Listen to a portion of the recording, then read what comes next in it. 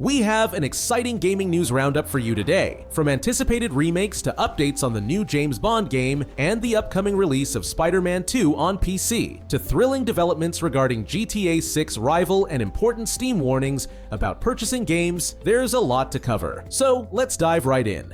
First up, let's talk about some free games you can claim right now. On the Epic Games Store, Moving Out is available for free this week, and next week you'll be able to grab Witch It and Ghostwire Tokyo at no cost. Over on Xbox Game Pass, Call of Duty titles like Black Ops 6, Modern Warfare 3, and Warzone have now been added. South Park, The Fractured But Whole, Donut County, and Mech Warrior 5. Clan Invasion are part of the new Peace Wave, with Dead Island 2 and Ashen set to join by the end of the month.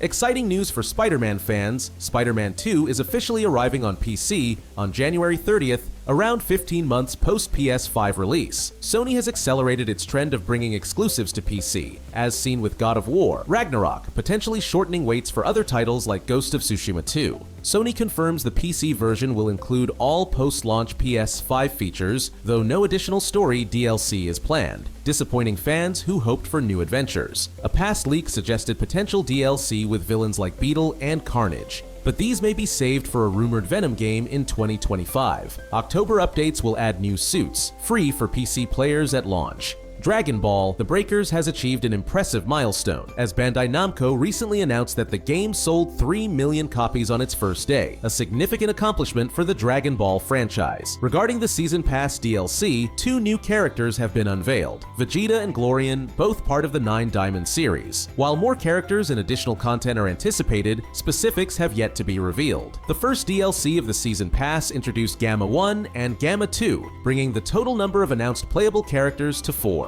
Notably, this season will feature over 20 characters in total, promising an abundance of content for players. A new Zombies mode, Ludendorff Cemetery Survival, has been introduced in GTA Online. In this mode, players must fight against waves of zombies in the northern area, which saw over 1.2 million participants joining the action. The mode is quite similar to the Undead Nightmare DLC in Red Dead Redemption, where players must use various weapons and power-ups to survive zombie attacks. This mode has quickly gained popularity among fans of GTA Online, who are loving this thrilling new addition. Many think this mode should have been released earlier, as it's exactly what fans have been craving. Xbox's recent partner showcase revealed several upcoming titles worth mentioning. Wochang: Fallen Feathers is a new Souls-like game that promises challenging combat with unique twists. Featuring ranged weapons, magical abilities, and a complex main character, Wochang looks to deliver an intense experience. Look for it to launch on Game Pass in 2025.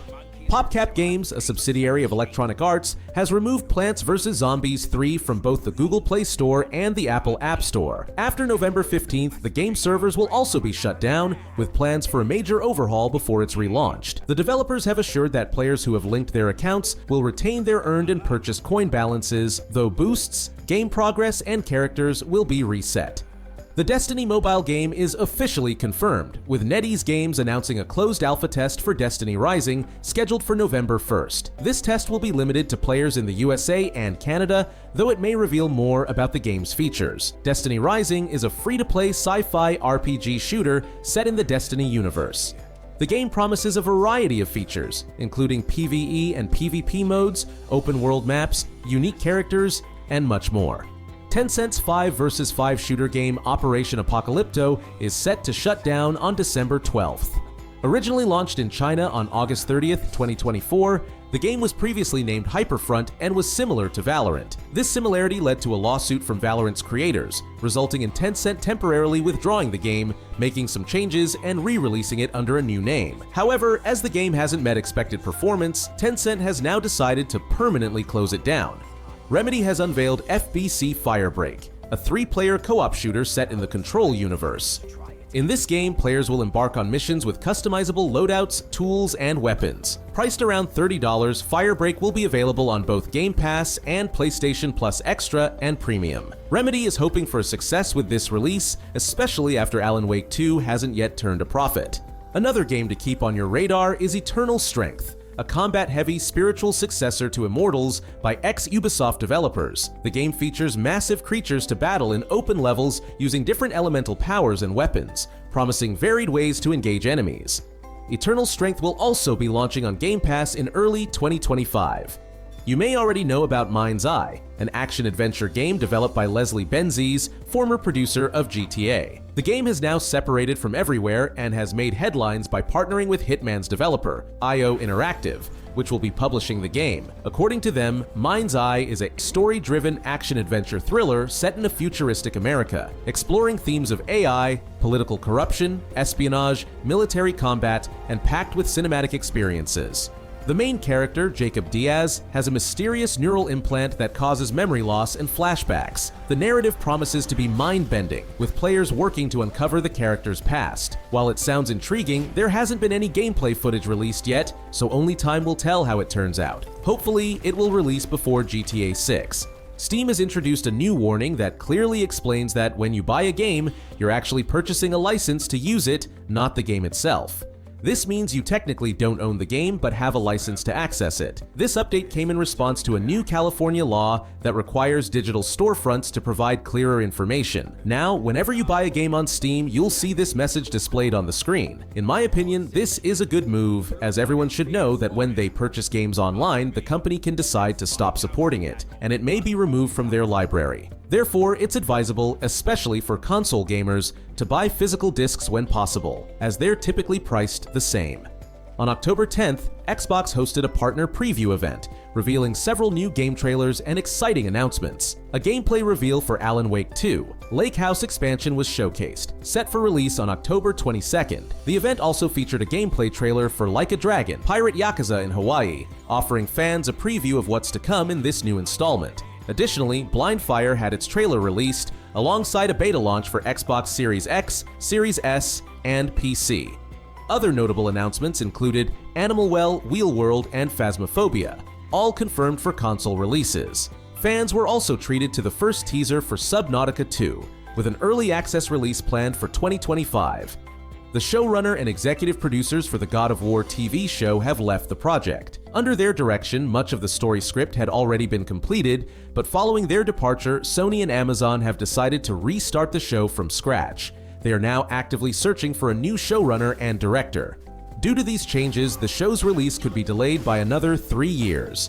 Netflix's new show, Tomb Raider: The Legend of Lara Croft, has reached the franchise's highest Rotten Tomatoes rating among adaptations, with critics giving it a 67% score. While critics have generally rated it positively, audience reviews are more mixed, currently sitting at 54%. The animated series is connected to Crystal Dynamics' reboot trilogy and follows a younger Lara Croft on her adventure to find a powerful artifact. If you've watched the series, let us know your thoughts in the comments. How did you find it? Ubisoft shared updates on its upcoming remakes, including the highly anticipated Splinter Cell remake, which will use the impressive Snowdrop engine, seen in Avatar and Star Wars Outlaws. With a tentative release date set for 2026, this one looks to be worth the wait. Ubisoft also plans to launch an Assassin's Creed 4 Black Flag remake in late 2025, which may set the benchmark for Ubisoft's future remakes.